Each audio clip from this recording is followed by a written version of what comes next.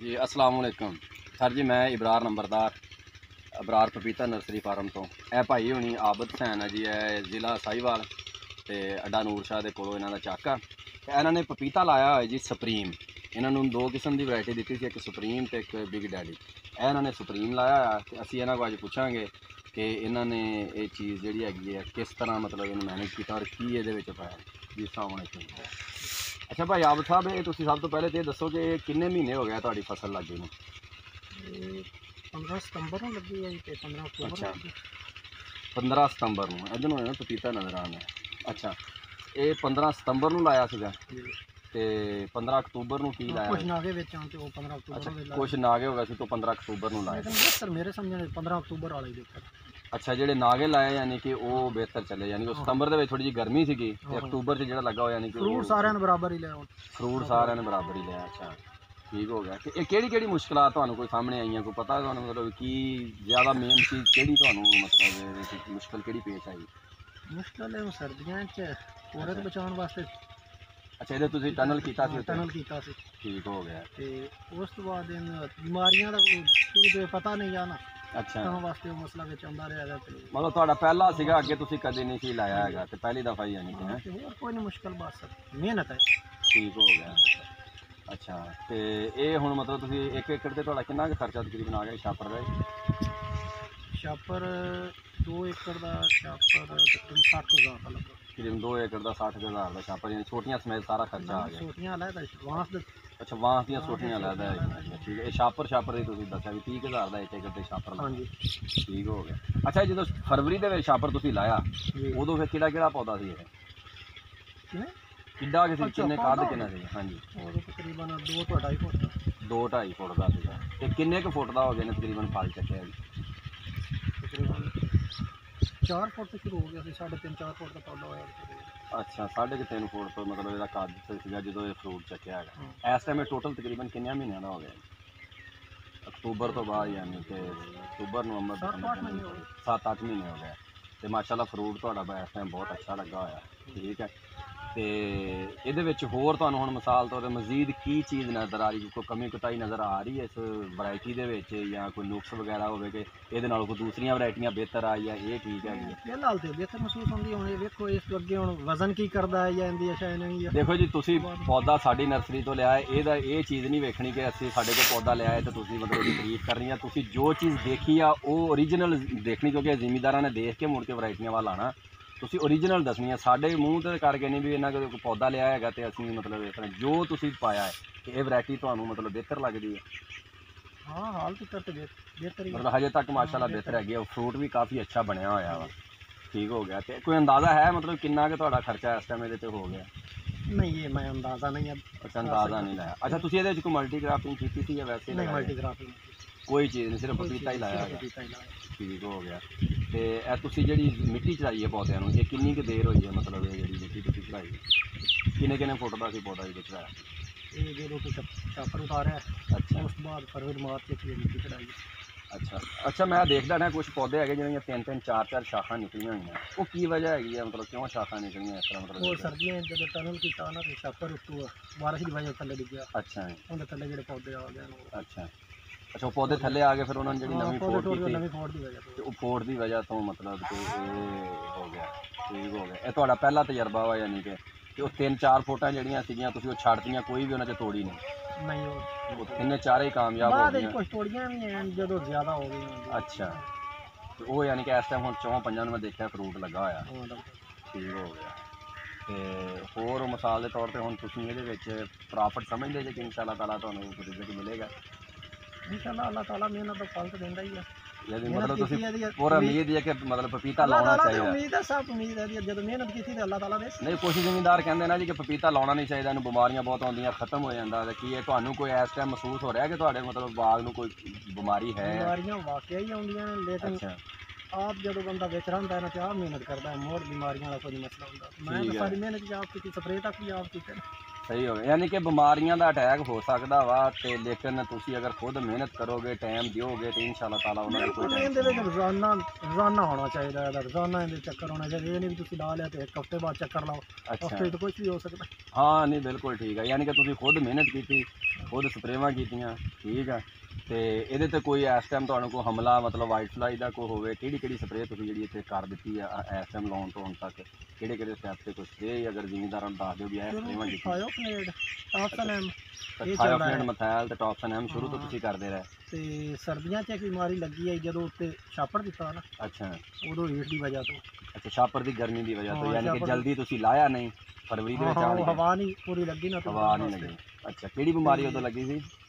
ਉਦੋਂ ਉੱਤੋਂ ਪੱਤੇ ਜੇ ਗਲ ਗਏ ਹੁੰਦੇ अच्छा ਇਸ पत्ते ਕਰਕੇ ਉੱਲੀ ਲੱਗ ਜਾਂਦੀ अच्छा उल्ली जी लग गई सी वो छापर जिहदे नाल लगदा रहा? ਹਾਂਜੀ ठीक हो गया। ਤੇ ਉਦੋਂ ਸਿੰਜੈਂਟਾ ਦਾ ਕੀਤਾ ਸਪਰੇਅ ਤੇ ਉਹ ਮੇਰਾ ਬਿਲਕੁਲ संजेटा की कोई याद है किहड़ी स्प्रे दी थी? ਸਿੰਜੈਂਟਾ ਦੀ नहीं यार। ਸਲਫਰ अच्छा ਸਲਫਰ ਕੀਤਾ अच्छा ਉਹਦੀ ਸਪਰੇ ਸਲਫਰ ਦੀ ਸਪਰੇ ਹਾਂ ਕੀਤੀ ਸਲਫਰ ਤੁਸੀਂ? ਦੀ spray ਠੀਕ ਹੈ। ਕੀਤੀ। ਉਹ ਤੁਹਾਨੂੰ ਬਿਲਕੁਲ ਕਿਹਨੇ ਦੱਸਿਆ ਸੀ control ਮਤਲਬ ਸਪਰੇ ਕਰੋ ਤੁਸੀਂ ਉਹਦੇ ਤੇ? ਉਹ ਬਾਈ ਇੱਥੇ ਹੈਗਾ ਸਿੰਜੈਂਟਾ ਦੀ ਕੰਪਨੀ ਦਾ ਕੰਮ ਕਰਦਾ ਅੱਛਾ ਉਹਦੇ ਨਾਲ ਯਾਨੀ ਕਿ ਜਿਹੜਾ ਗਾਲਾ ਉਹ ਸੀਗਾ ਉਹ ਖਤਮ ਹੋ ਗਿਆ, ਠੀਕ ਹੋ ਗਿਆ। ਤੇ ਉਸ ਤੋਂ ਬਾਅਦ ਫਿਰ ਪਾਊਡਰ ਕੋਈ ਹੀ ਮਿਲਦੀ ਉਹਨੂੰ ਬੋਲਦੇ ਆ ਪਾਊਡਰ ਮਿਲਟੀ? ਅੱਛਾ ਉਹ ਸੰਜੈਂਟਾ ਦੀ ਯਾਨੀ ਕਿ ਸਪਰੇ ਕੀਤੀ ਤੇ ਉਹ ਰੁਕ ਗਿਆ ਬਿਮਾਰੀ ਤੁਹਾਡੀ, ਠੀਕ ਹੋ ਗਿਆ। ਉਸ ਤੋਂ ਬਾਅਦ ਮਜ਼ੀਦ ਮੁਰਤੀਆਂ ਤੁਸੀਂ ਕਿਹੜੀਆਂ ਸਪਰੇਆਂ ਕੀਤੀਆਂ? ਬਾਅਦ ਜਦੋਂ ਫਰਵਰੀ ਚ ਆਇਆ ਉਦੋਂ ਇਹਨੂੰ ਫੰਗਸ ਦਾ ਅਟੈਕ ਹੋਇਆ। ਅੱਛਾ ਫੰਗਸ ਦਾ ਅਟੈਕ ਹੋਇਆ? ਉਦੋਂ ਅੱਛਾ ਭਾਈ ਆਜ਼ਮ ਤੋਂ ਪੁੱਛਿਆ ਤੇ ਉਹਨਾਂ ਨੇ ਫੋਨ ਤੇ ਮੈਨੂੰ ਦੱਸਿਆ ਇੰਟਰਾ ਕਾਲ ਕੀਤਾ। ਅੱਛਾ ਜਦੋਂ ਫੰਗਸ ਦਾ ਅਟੈਕ ਆਇਆ ਫਿਰ ਤੁਸੀਂ ਇੰਟਰਾਕਾਲ ਦਾ ਸਪਰੇ ਕੀਤਾ ਤੇ ਉਹਦੇ ਨਾਲ ਕਵਰ ਹੋ ਗਿਆ, ਹਾਂਜੀ ਠੀਕ ਹੈ। ਉਸ ਤੋਂ ਬਾਅਦ ਕੋਈ ਹੋਰ ਸਪਰੇ?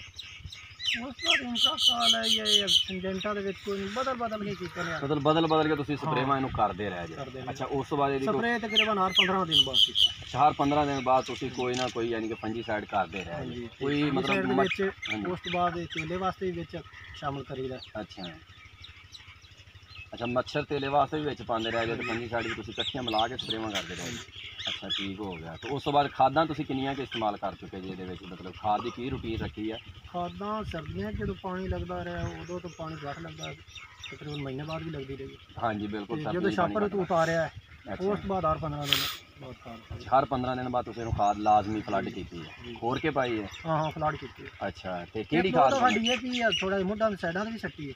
ਅੱਛਾ ਇੱਕ ਦੋ ਦਫਾ ਯਾਨੀ ਕਿ ਸਾਈਡਾਂ ਤੇ ਵੀ ਤੁਸੀਂ ਪਾਈ ਹੈ? ਉਸ ਤੋਂ ਬਾਅਦ ਉਸ ਤੋਂ ਬਾਅਦ ਪਾਣੀ 'ਚ ਫਲੱਡ ਕੀਤੀ? ਨਾਈਟ੍ਰੋਫਾਸ।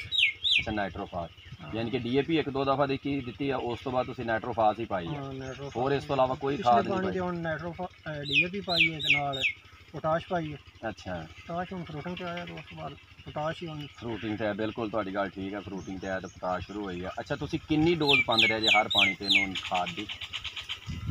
ਇਹ ਫੀ ਏਕੜ ਇੱਕ ਬੋਰੀ ਪਾਣੀ। ਅੱਛਾ 50 kg ਵਾਲੀ ਇੱਕ ਬੋਰੀ 30 ਏਕੜ 15 ਦਿਨ ਬਾਅਦ ਤੁਸੀਂ ਨਾਈਟ੍ਰੋਫਾਸ ਇਹਨੂੰ ਪਾਈ ਹੈ? ਹਾਂਜੀ ਅੱਛਾ ਤੇ ਉਸ ਤੋਂ ਬਾਅਦ ਤੁਸੀਂ ਮਤਲਬ ਹੁਣ ਪੋਟਾਸ਼ ਸ਼ੁਰੂ ਕਰਨੀ ਹੈ? ਹਾਂ ਉਸ ਪੋਟਾਸ਼ ਤੋਂ ਬਾਅਦ ਹਾਂਜੀ ਇੱਕ ਦਫਾ ਇਹ 2 ਏਕੜ ਨੂੰ ਇੱਕ ਥੈਲਾ ਪਾਇਆ। 25 kg ਵਾਲਾ 25 kg SOP ਹਾਂਜੀ ਇੱਕ ਥੈਲਾ 2 ਏਕੜਾਂ ਨੂੰ 2 ਏਕੜਾਂ ਨੂੰ। ਇੱਕ ਦਫਾ ਤੇ ਪਾਇਆ? ਉਸ ਤੋਂ ਬਾਅਦ ਡਾਕਟਰ ਸਾਹਿਬ ਨਾਲ ਰਾਬਤਾ ਹੋਇਆ ਤੇ ਉਹਨਾਂ ਆਖਿਆ ਵੀ 3-4 ਕਿਲੋ ਤਿੰਨ ਫੀ ਚਾਰ ਏਕੜ ਪਾਈ ਰੱਖੋ ਠੀਕ ਹੋ ਗਿਆ। 15 ਦਿਨਾਂ ਬਾਅਦ 15 ਦਿਨਾਂ ਬਾਅਦ 3-4 ਕਿਲੋ ਯਾਨੀ ਕਿ ਫੀ ਪਾਈ ਏਕੜ ਪਾਈ 20 ਏਕੜ ਪਾਈ ਰੱਖਣਾ। ਅੱਛਾ ਉਸ ਤੋਂ ਬਾਅਦ ਤੁਸੀਂ ਮਤਲਬ ਹੋਰ ਕਿਹੜੀ ਚੀਜ਼ ਇਹਦੇ ਵਿੱਚ ਇਸਤੇਮਾਲ ਕਰ ਚੁੱਕੇ ਹੋ ਖਾਦ ਤੋਂ ਇਲਾਵਾ, ਯਾਨੀ ਕੋਈ ਜ਼ਿੰਕ ਹਰ ਸਲਫਰ? 15 ਦਿਨਾਂ ਬਾਅਦ ਇਹਨੂੰ ਦਵਾਈ ਵੀ ਫਲੱਡ ਹੁੰਦੀ ਹੈ। ਇੱਕ ਪਾਣੀ ਤੇ ਇਹਨੂੰ ਦਵਾਈ ਫਲੱਡ ਹੁੰਦੀ ਰਹੀ। ਕਿਹੜੀ ਦਵਾਈ ਦੀ?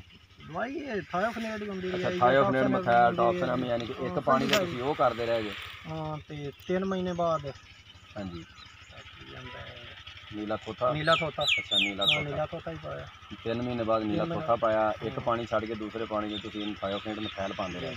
ਉਸ ਤੋਂ ਬਾਅਦ ਯਾਨੀ ਕਿ ਇੱਕ ਪਾਣੀ ਤੇ ਤੁਸੀਂ ਥਾਇਓਫਨੇਟ ਮਥੈਲ ਪਾਤੀ, ਦੂਸਰੇ ਪਾਣੀ ਤੇ ਖਾਦ ਪਾਤੀ, ਠੀਕ ਹੋ ਗਿਆ। ਯਾਨੀ ਕਿ ਮੈਂ ਤੁਹਾਡੇ ਕੋਲ ਸਵਾਲ ਇਸ ਤੋਂ ਕਰ ਰਿਹਾ ਹਾਂ ਕਿ ਮਾਸ਼ਾਅੱਲਾ ਤੁਹਾਡਾ ਬਾਗ ਬਹੁਤ ਖੂਬਸੂਰਤ ਹੈ, ਜਿੰਨਾ ਫਾਰਮ ਖਲੋਤਾ ਵਾ ਮਾਸ਼ਾਅੱਲਾ, ਅੱਲਾ ਇਹਨੂੰ ਨਜ਼ਰੇ ਬਦ ਤੋਂ ਬਚਾਏ, ਬਹੁਤ ਅੱਛਾ ਹੈਗਾ, ਅੱਲਾ ਤੁਹਾਨੂੰ ਕਾਮਯਾਬ ਕਰੇ।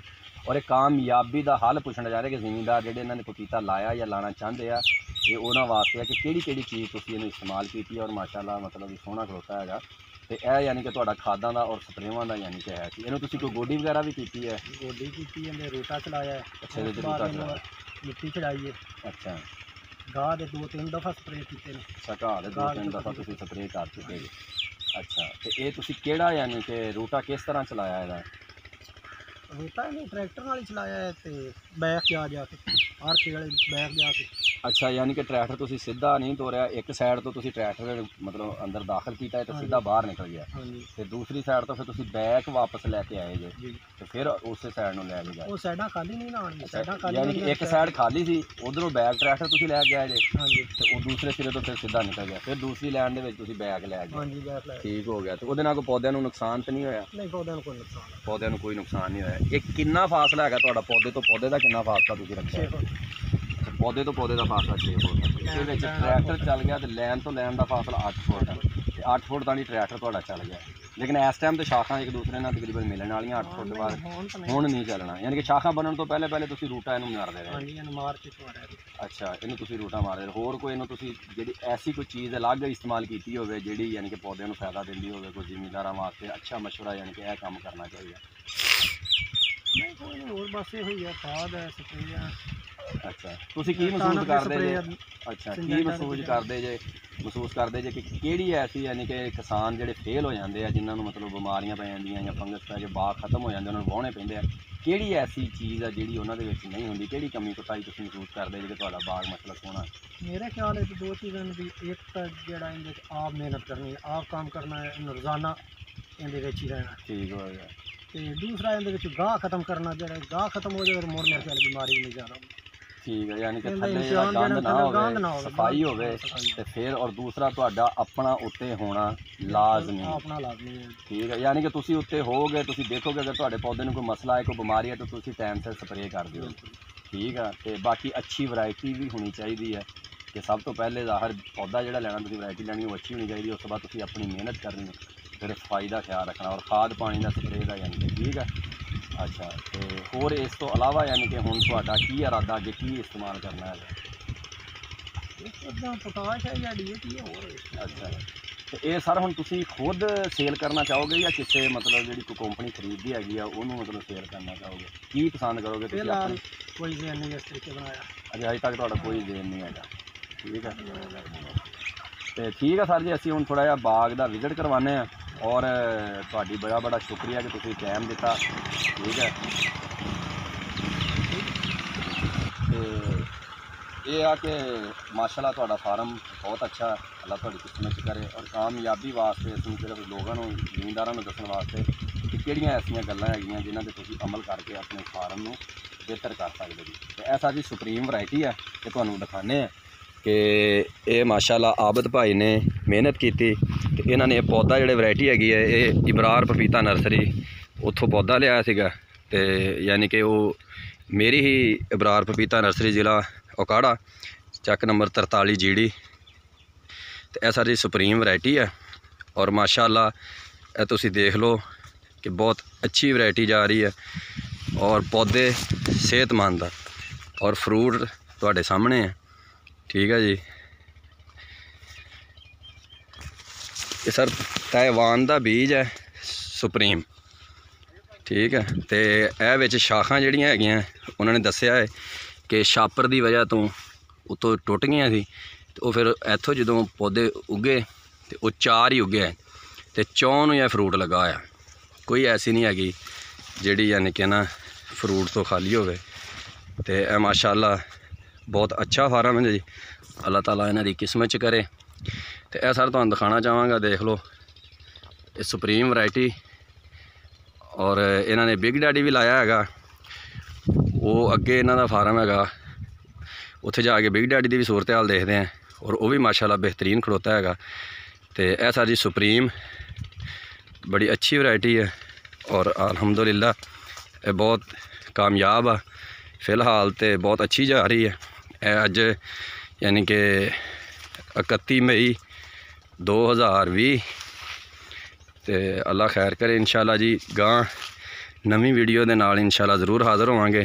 ਤੇ ਤੁਸੀਂ ਆਬਦ ਭਾਈ ਦੇ ਮਸ਼ਵਰੇ ਤੇ ਅਮਲ ਕਰਦੇ ਹੋਇਆ ਜੋ ਉਹਨਾਂ ਨੇ ਤੁਹਾਨੂੰ ਕੀਮਤੀ ਮਸ਼ਵਰੇ ਦਿੱਤੇ ਹੈ ਕਿ ਆਬਦ ਭਾਈ ਉਹਨਾਂ ਨੇ ਜੋ ਕੀਤਾ, ਜੋ ਖਾਦ ਪਾਣੀ ਸਪਰੇਅ ਦਾ, ਉਹਨਾਂ ਨੇ ਸਭ ਤੋਂ ਮੇਨ ਚੀਜ਼ ਇਹ ਦੱਸੀ ਹੈ ਜੀ ਕਿ ਬੰਦੇ ਦਾ ਖੁਦ ਵਿੱਚ ਹੋਣਾ ਉਹ ਬਹੁਤ ਜ਼ਰੂਰੀ ਹੈ। ਜ਼ਾਹਰ ਹੈ ਜਦੋਂ ਬੰਦਾ ਖੁਦ ਵਿੱਚ ਆਏਗਾ ਉਹ ਦੇਖੇਗਾ ਤੇ ਉਹਨੂੰ ਪਤਾ ਚੱਲੇਗਾ ਕਿ ਮੇਰੀ ਫਸਲ ਕਿੱਥੇ ਕਿੱਥੇ ਮਤਲਬ ਬਿਮਾਰ ਆ, ਤੇ ਉਹਦਾ ਹੱਲ ਕਰੇਗਾ ਤੇ ਫਸਲ ਠੀਕ ਰਹੇਗੀ।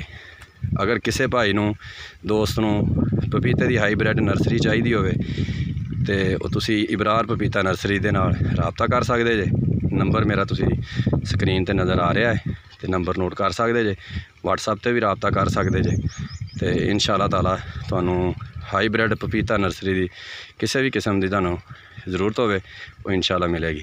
ਇਹਦੇ ਨਾਲ ਹੀ ਤੁਸੀਂ ਆਪਣੇ ਦੋਸਤ ਇਬਰਾਰ ਨੂੰ ਇਜਾਜ਼ਤ ਦਿਓ ਜੀ। ਅੱਲਾ ਹਾਫਿਜ਼।